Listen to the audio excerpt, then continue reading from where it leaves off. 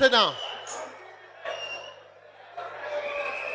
Now, there are two people who met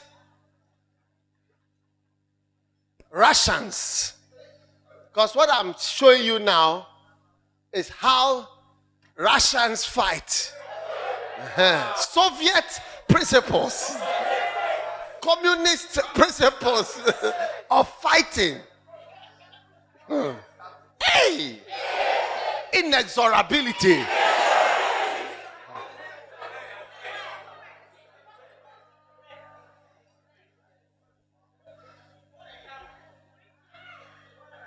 I'm going to give you the principles. Napoleon, he saw pepper. He took 500,000, the largest army ever. And he went to fight with Russia. Moscow. He reached just a few kilometers. And he entered Russia. He entered Moscow. And when he entered, the whole of Moscow was empty. Yeah, the guy left. He didn't know whom he was fighting. They came with 400,000 troops. And they entered Moscow. When they entered, there was nobody there. And it's very far. You see the distance through the snow. And by the time he entered Moscow, it was now time. There was nobody there to conquer. There was nobody there to fight. What a shock. So he was there for some time. 1 week. 2 weeks. He couldn't see them. There was nobody. And there was no food. There was nothing. And it was winter cold. So they decided to go back to France. But there was nobody to conquer. So they started to go back. As they went back, then the Russians came from where they were. Hey! On the way going, they beat them. An army of about 500,000 that came, they came back with about 20,000 people. Napoleon himself ran away at a point with a horse. He saw something. And when Hitler, 100 years later, decided to go and invade Soviet Union, he was reminded of these same people. These same people, how they are in fighting. That they are a certain way.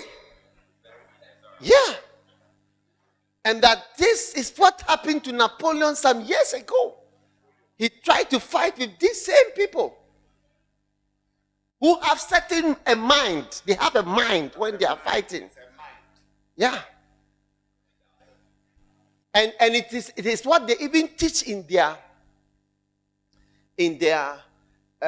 armies. Because every army has what they teach. The United States Army have 9 principles. The British Army have also 9 principles, or 10, sometimes 10.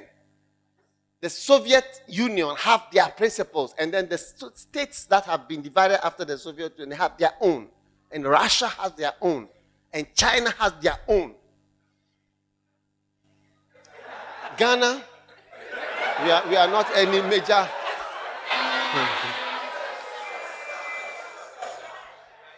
So Hitler also ran and invaded Poland 1st of September 1939. He took them within a few weeks. Invaded Russia, took over in just a few days. Then he invaded France. And they formed the longest convoy ever in the history of mankind. For miles, tanks, they just drove through the mountains straight to France. About 100,000 soldiers died. And they said they are going to Operation Barbarossa to invade Russia.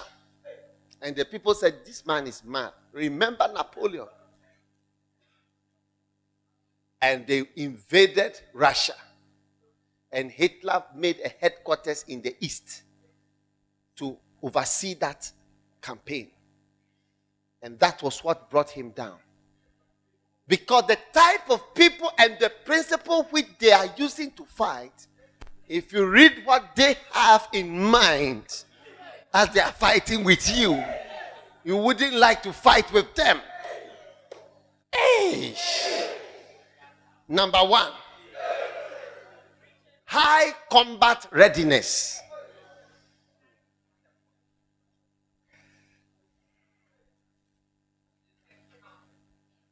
I'm teaching you Russian, Soviet principles that we are also going to use, so that when Satan sees us, you say that, hey, this type of people, they are really some way. High combat readiness. That is what we are doing here. Combat readiness. I'm making you ready for combat. Shabaya. Number two, surprise. Surprise. Decisiveness. And active seeking to secure the initiative. Surprise and decisiveness.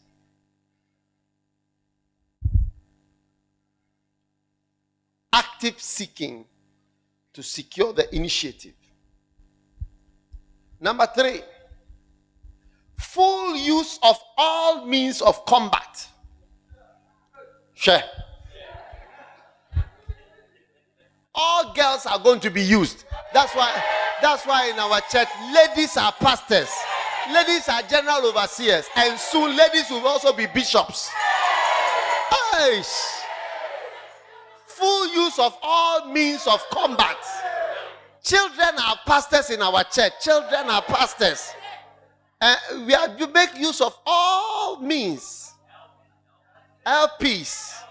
Some of you chief elders. Some of your elders, they call you chief elder. It's full use of all means of combat. Shabaya. Number 4. Coordination and interaction of all branches and types of the army. Coordination.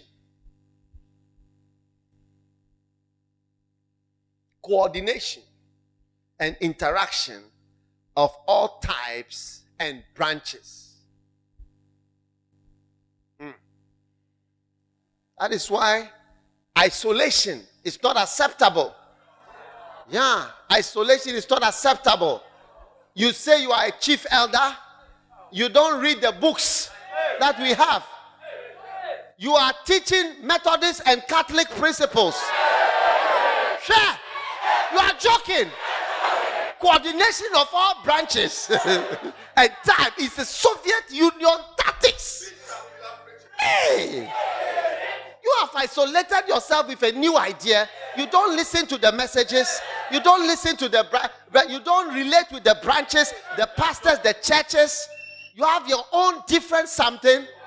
When one of our main principles of fight is coordination of all branches and types. You are using catechist this thing to teach in a church. You are bringing Christ Embassy teachings here. Christ Embassy books instead of our book that we have in the house. You are bringing rhapsodies. You are teaching rhapsodies. Ah! Where are the policemen? Locate one of those. Where are the bombs?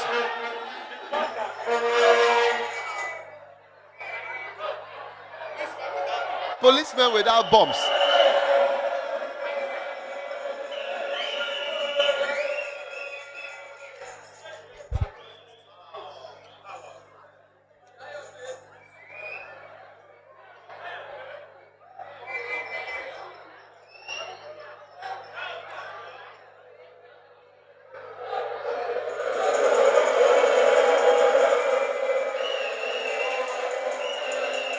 Now, who are the policemen? Who are the policemen? Those of you line up here. High combat. Put your bomb down. I need some people to fire them because line up here. Line up here. Line up here. 1, 2, 3, 4, 5.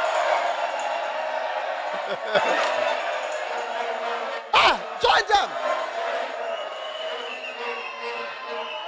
When we are talking of one of the principles, high combat readiness.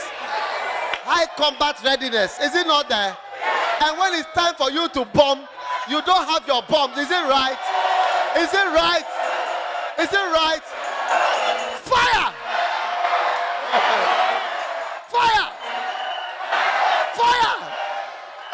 Fire! That's one. Fire! Oh, yeah. Okay. All right. Finish. It's over. Hey. Huh? Hey, why? Why? Okay, it's okay. Sit down, sit down. Sit down. Sit down, sit down. Go and sit down. You say you are firing people. Combat readiness. Okay. Sit down.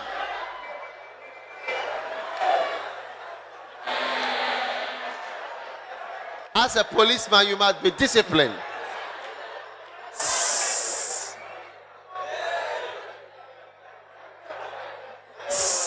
Quiet. Quiet.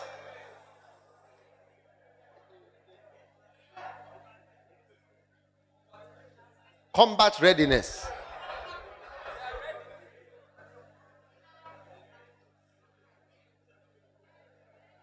Number 4.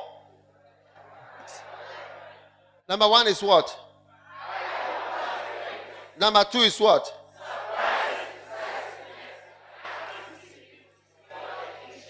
Number 3 is what? Number 4 is what?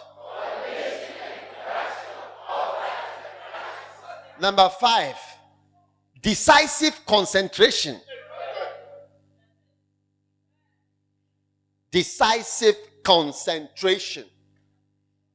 We are concentrating on the ministry. You say you are doing physics. Huh? Are you the physics teacher? No. Sit down, sit down. Go back. No. He has surrendered. Have you changed your mind? Yeah. We are concentrating on the work of God. And you are doing something else. Get back. Let this be your last time. It's misuse of authority. Misuse of authority. Sit down. I tell somebody decisive concentration. Yeah. We are concentrating on God. We are concentrating on the Bible. We are concentrating on the books that have been given to you. Some of you read a little bit of Oral Roberts, a little bit of Matthew Henry's commentary, a little bit of something. You can't do. That's why there's nothing in you. Because you don't have one of the Soviet principles, decisive concentration. You are concentrated on something that you are doing. Yeah. It's true. For me, you will see with the people that I follow, the people that I learn from, you see me constantly. I continue to remember. I mention their names, their books, the same. Concentrate, and I get more and more from the same thing. Whilst you say you are reading a bit of Matthew Henry's commentary, and you are reading a bit of Spurgeon, and you are reading a bit of Wesleyan theology, and you are reading a bit of Andrew Murray, a little bit of Christ Embassy, a little bit of Winners Chapel. In the end, we don't know what you are making. What are you cooking?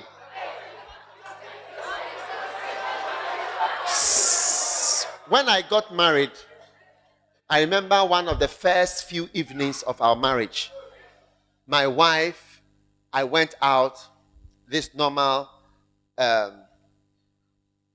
fantastical fantasy of, so I came home the evening. She had prepared dinner. I came to sit down. When I came, she had a bit of rice, a bit of kenke, a bit of yam. So I said, what are all these? What are all these? I said, what is a kenke? At the same time, rice. At the same time, yam. At the same time, this, different. I said, look, as for me, I have a Soviet principle in me. Decisive concentration. If it's rice, let it be rice. I will concentrate on rice. Yeah. She said in her country, Fantis, they are divided, a bit of this, a bit of this, a bit of this. I said, according to my Soviet principles, decisive concentration. That's why some of you become nothing. It's true. You become nothing. It's true. That's why some ladies never get married. Sometimes beautiful ladies. Because a bit of here, a bit of this, a bit of that, a bit of that, a bit of that. And by the time you finish, listen, I'm saying something that concerns you. As you are shouting, it is you. It is you. A bit of this, a bit of that, a bit of this, a bit of that. I've always had decisive concentration as one of my principles. When I belonged to Calvary Road, I was in Calvary Road. I didn't go Calvary Road. In those days, we have about 4 groups. Calvary Road, Joyful Way, Pinkerfield Singers. Pinkerfield Singers. And Hofsia. Another group. And Pinkerfield Singers. Yeah, Pinkerfield. All these were groups. I would join one group. When I came to this campus, there was IHCF. There was this, that, so many things. I said, Calvary Road. I'm in Calvary Road. Finish. One group. I was in one group. How many groups are you in? There are some people who belong to 2 churches. You have a personal pastor for different things, and a prophet for something else, and then an official church for something else. When they ask you what church, so I'm in Lighthouse, but you have a prophet, and then you have another pastor on the side. That is why you don't get anywhere. Because you need to have decisive concentration. It's a principle of war. Amen.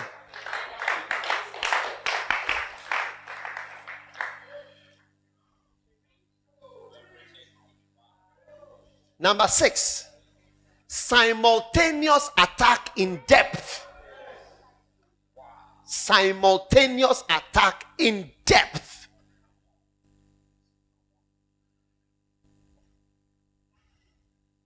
Simultaneous attack in depth. That, first of all, simultaneous.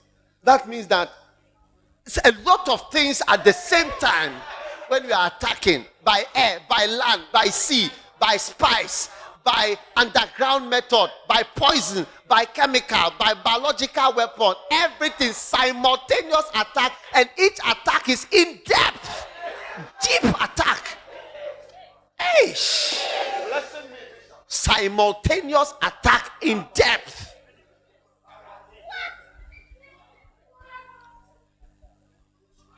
That is why I have on one side my Bible school guys, and at the same time I have Alos. At the same time I have a school for bishops. Yeah, you may not know. I have a school for bishops. I'm training bishops. Yeah. Yeah. You may never know. Yeah. At the same time, we are teaching the word. We are praying. As I'm here, the simultaneous attack in depth in Nigeria. They are said the field they've cleared. Crusade that is going on. As I'm preaching, Bishop Eddie is having camp in Jamaica. He just sent me a text. They have arrived in Jamaica. They are just starting their camp. He's arriving in the camp. Simultaneous attack in depth. Yeah. What a shock.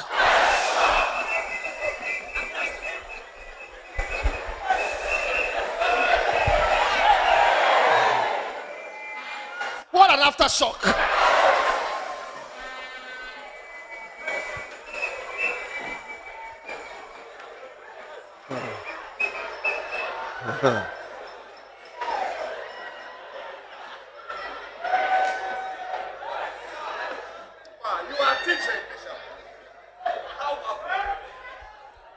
These are what Hitler, this is what he saw. This is what he saw. Eish. Hitler they went a few kilometers to Moscow. And the winter met him there. They fought here, Stalingrad, came here, Moscow, fighting. They couldn't win. Then they started the Soviet coming. And by that time, Stalin has killed all the generals in the army. Before the war started, he executed all officers and formed new officers who had no experience in fighting. Yeah. These are their principles that they were using.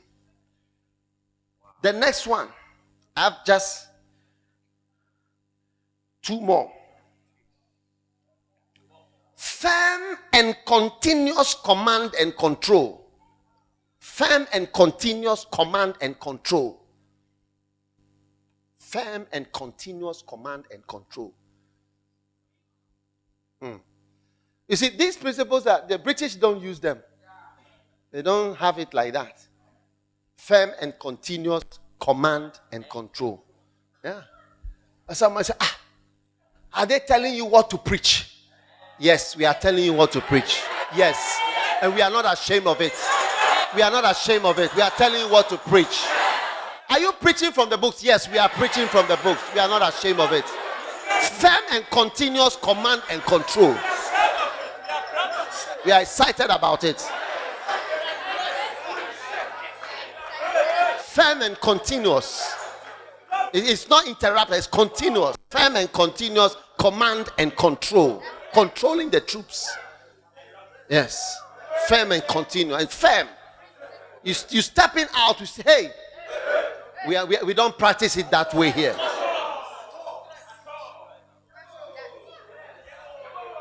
Which idea is this? When you see us, we see us dancing, it's our dancing. Firm and continuous. Did you hear I said firm and continuous? Firm and continuous.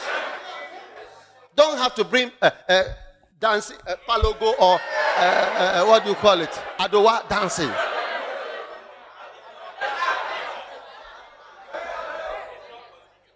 Firm and continuous. Command and control.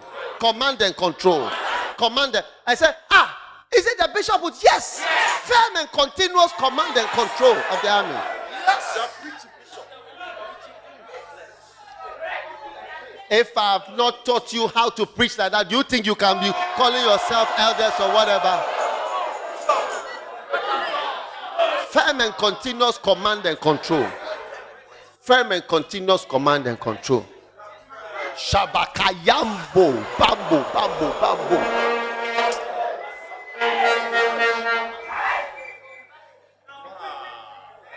And the last point. Inexorability and decisiveness during the mission. Inexorability and decisiveness during the mission. I tell you, these are what they teach them. Inexorability and decisiveness during the mission. What? What are you talking about?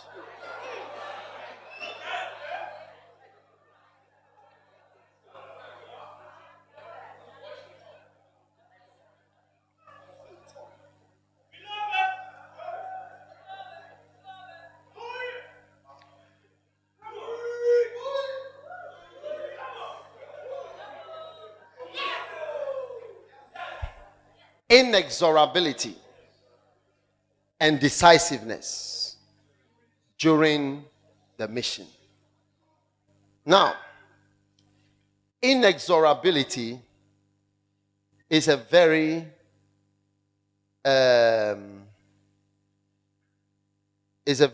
wonderful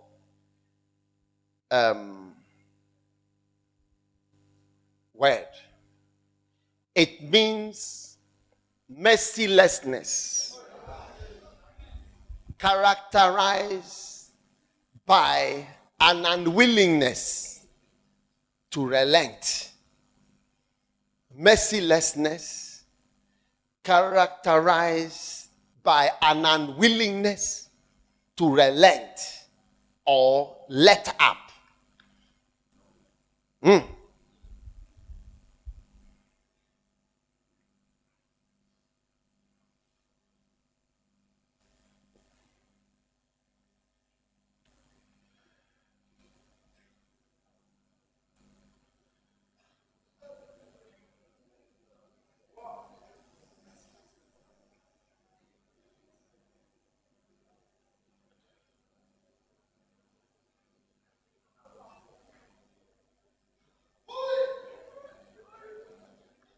Now, when the Russians, by the time Napoleon was coming back, he himself sat on a horse and ran away.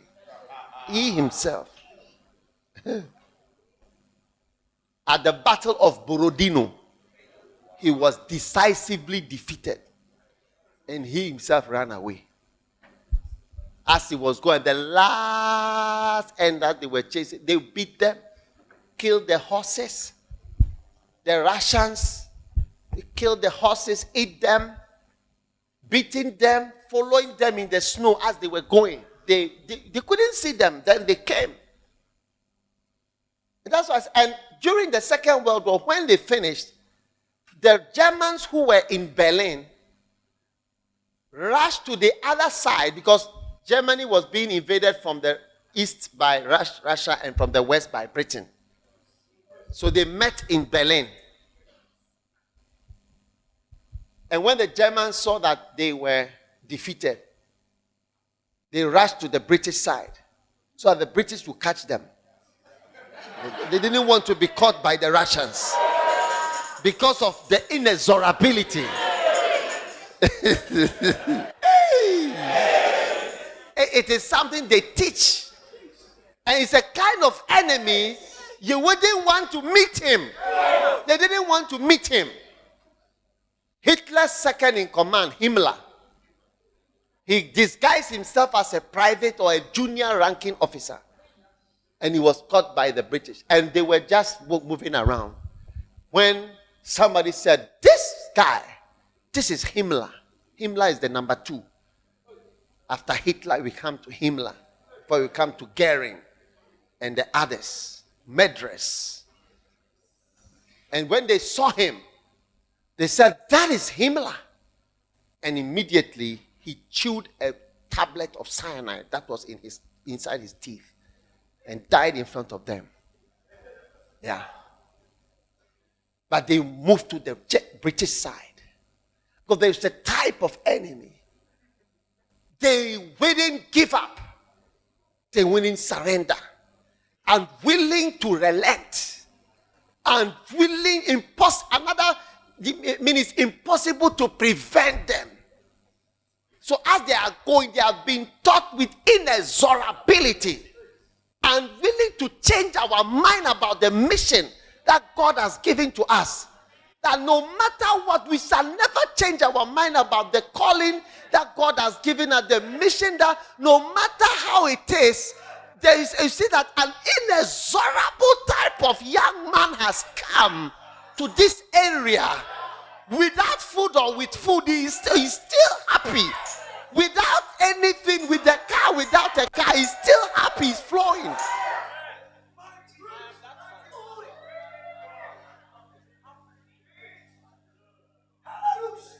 When I started preaching, I couldn't buy even food.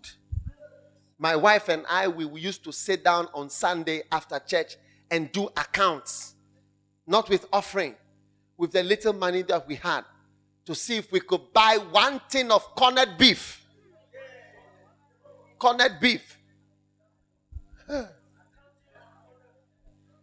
We did a calculation. There was a shop called Junior's End. We used to sit there and do the calculation. She would buy, if I buy, then put it together, then we go and buy, then she would cook and we would eat. 2 of us. Yeah. Unwilling to relent. Impossible to prevent.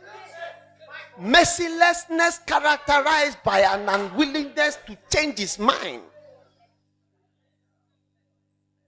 Somebody asked me, where will my child go to school? I said, I don't care where my child will go to school. A good child is not from the school only. Today I'm surprised that my son is in university, because I never planned for my children to be in university. Hey. I plan to work for God. I plan to work for God. I didn't. When it was time for my child to go to school, the industry schools, Montessori schools, and other higher schools were there. But there was a woman staying near the house who said she was starting a school. And I told my wife that, look, it's not bad. It's not bad at all. Did you hear what I said? I said, it's not bad at all. Let us go there. And I sent my son there as a founder.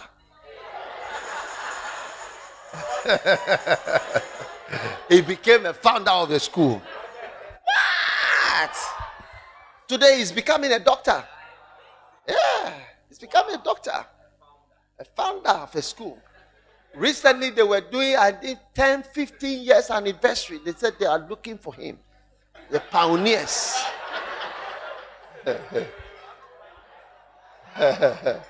Unwilling to change. Shamagayangos. Unwilling to change. Unwilling to relent. Impossible to prevent. Inexorability. And it's a principle. I'm reading to you the principle of the Soviet Union in war.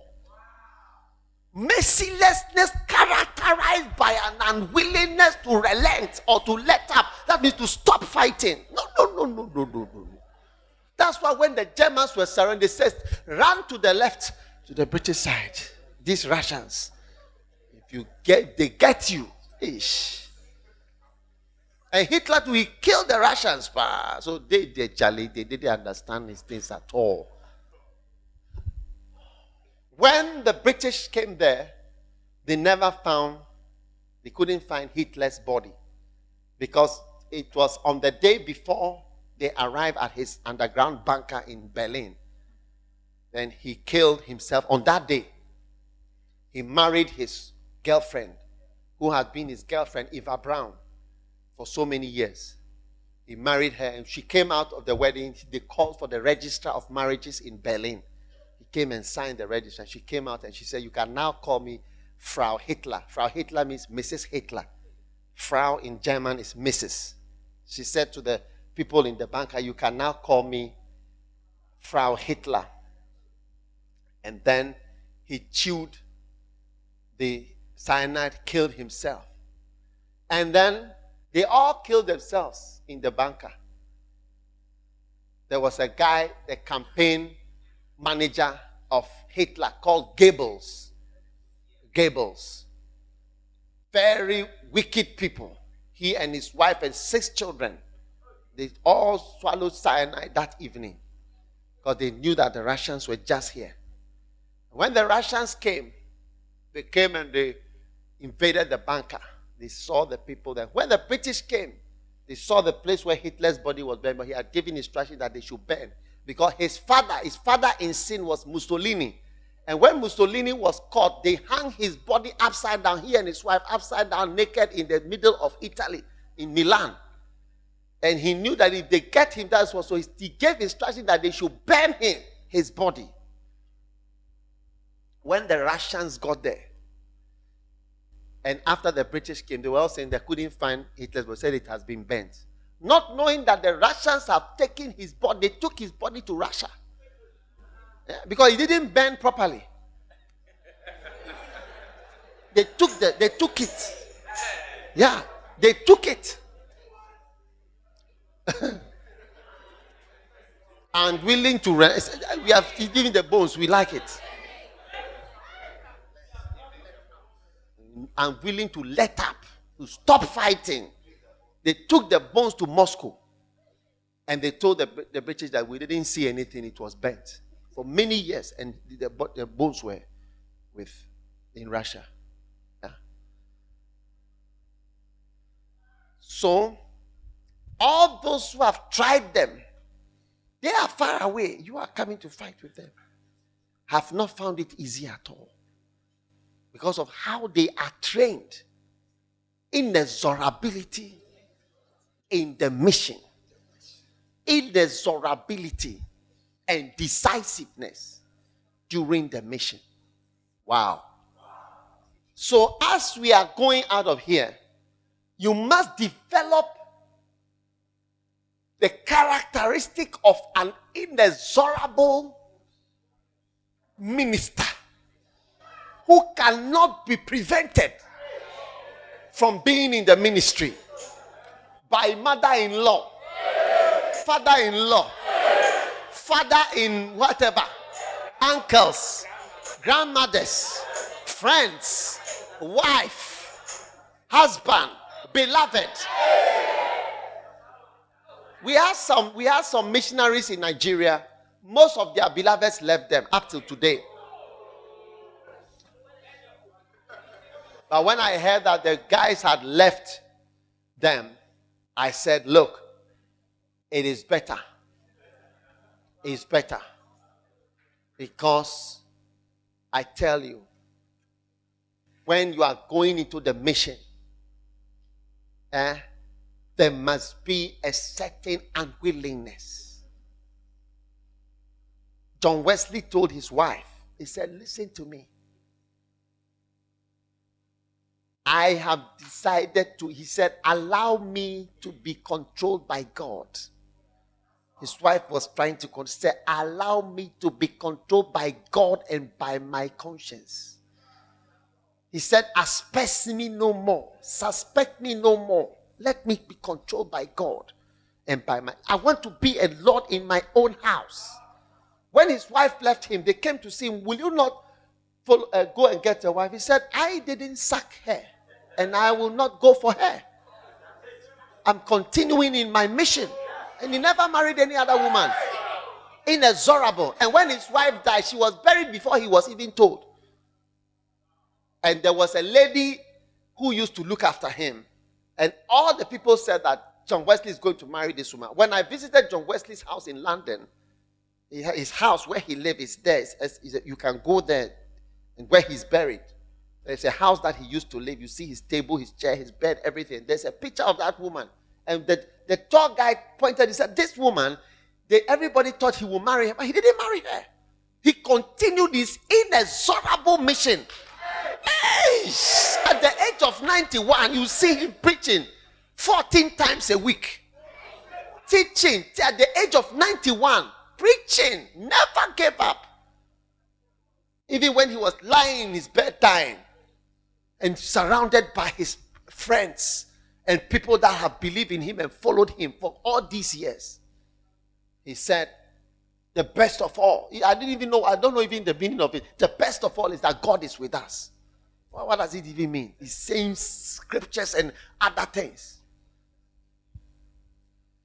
One day he was sitting down as an old man, and beautiful ladies were passing. He looked and said, what are the use of all this to us? What a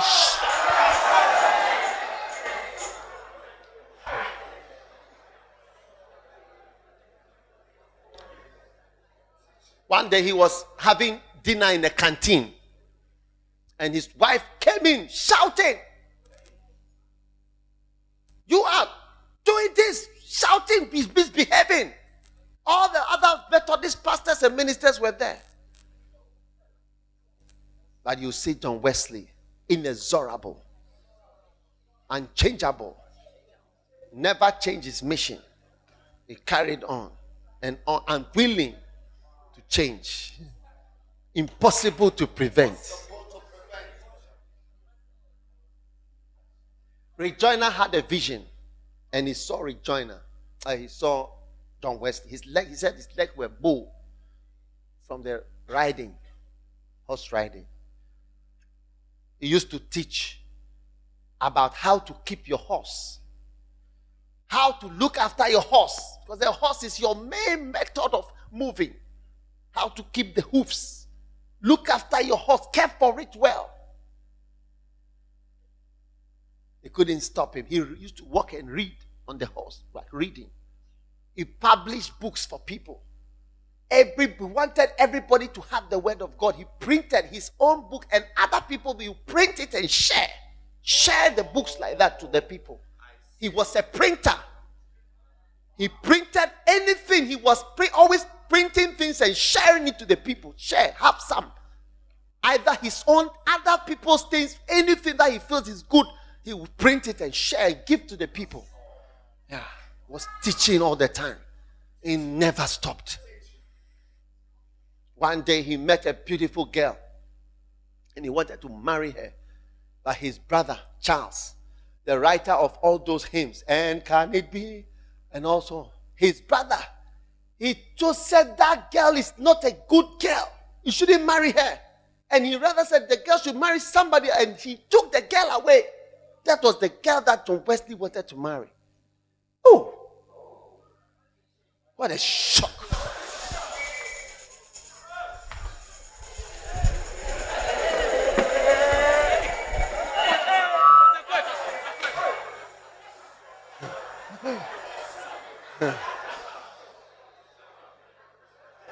Before John Wesley could realize, the brother has made the lady marry another man.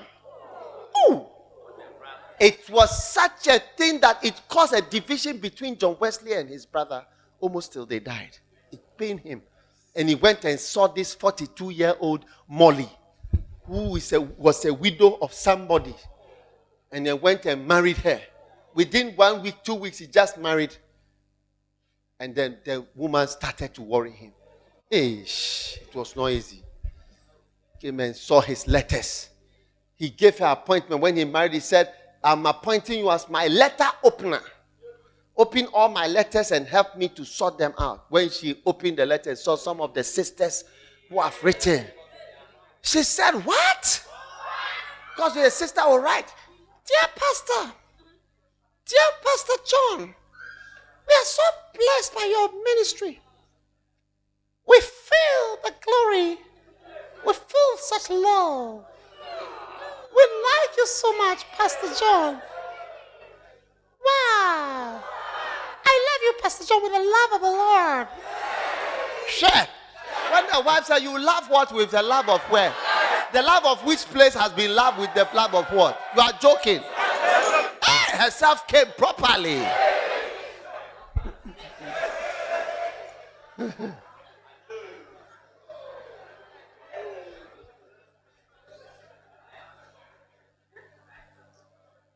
Two or 3 days after his marriage, he was on his way, traveling, inexorable.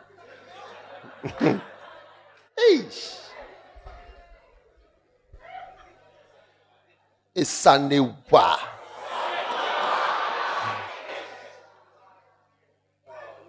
Are you listening to me?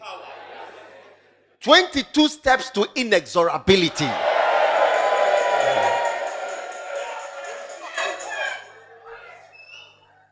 In your mission. Are you ready to be an inexorable believer? Okay. Policemen, come and wipe your water fast.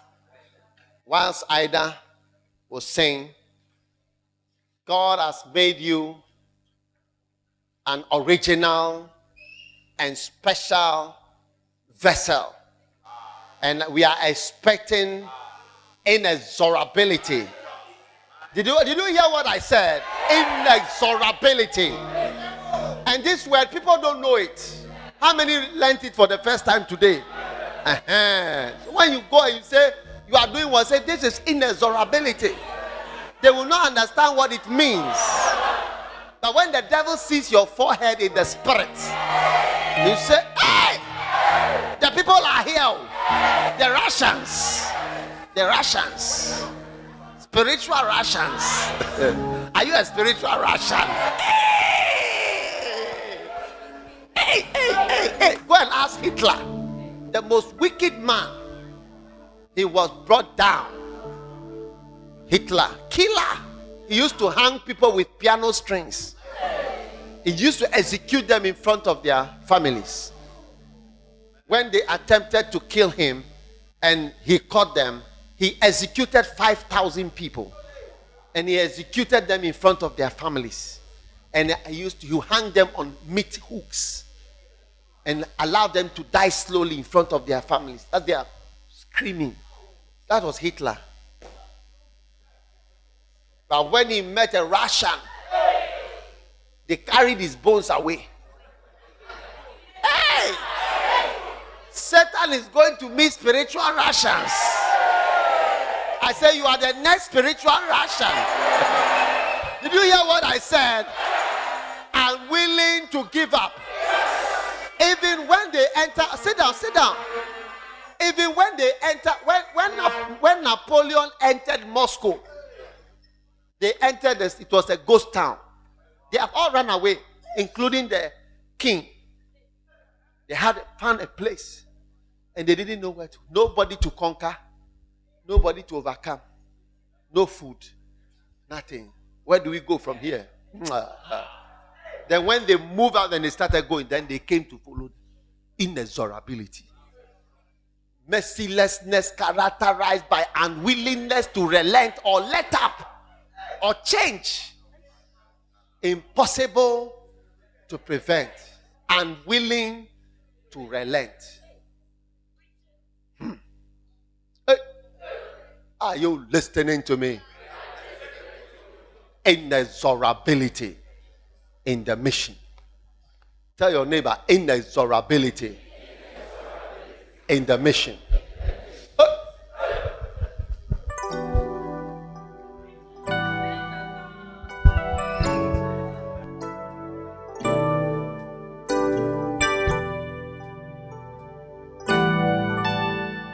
Before the beginning, God knew how you would be. He knew all the plans that He had for you and me. So He carefully scheduled the course of our days, that we would give Him the glory, the honor, and praise. You are designed and original.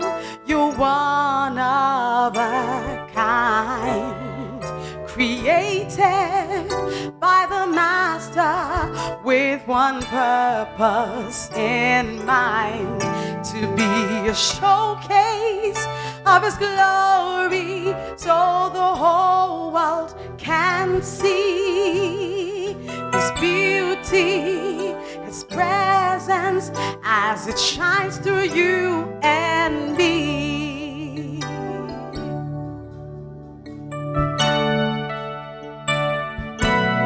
So when you're feeling kind of worthless, not as good as the rest, remember that you're special and know that you are blessed. Your little heart will be encouraged as you realize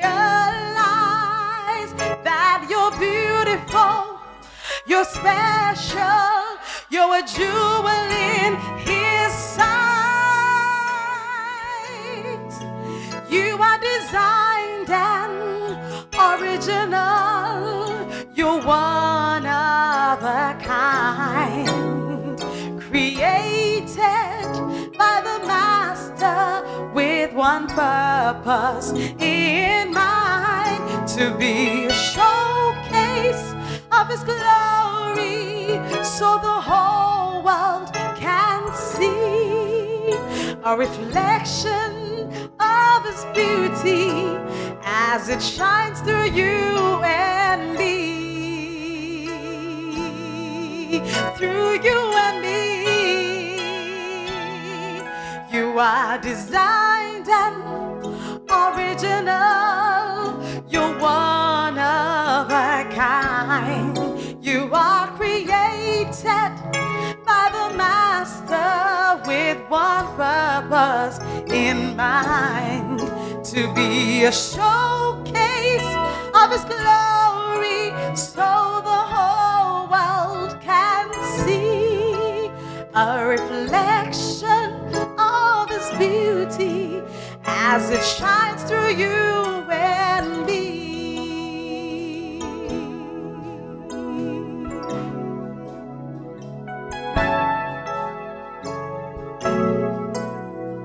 Before the beginning, God knew how you would be.